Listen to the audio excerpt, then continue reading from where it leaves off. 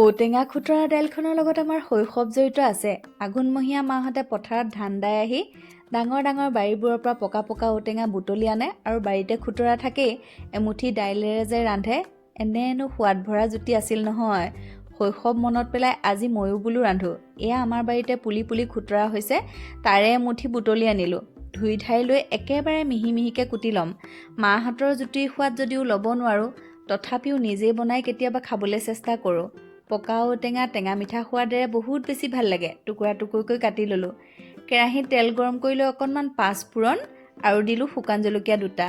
তাৰপিছতে এতিয়া দি দিলোঁ ঔটেঙা আৰু খুতৰা। নিমখ হালধি দিয়াৰ পিছতে যে পানী ওলাই আহিব, ধুই লোৱা দাইল মুঠি দি দিলোঁ। দি দিয়াৰ পিছতে ভাজি ভাজি গাপ মাৰি থৈ দিম 3 মিনিটমান একেবাৰে কম জুইত।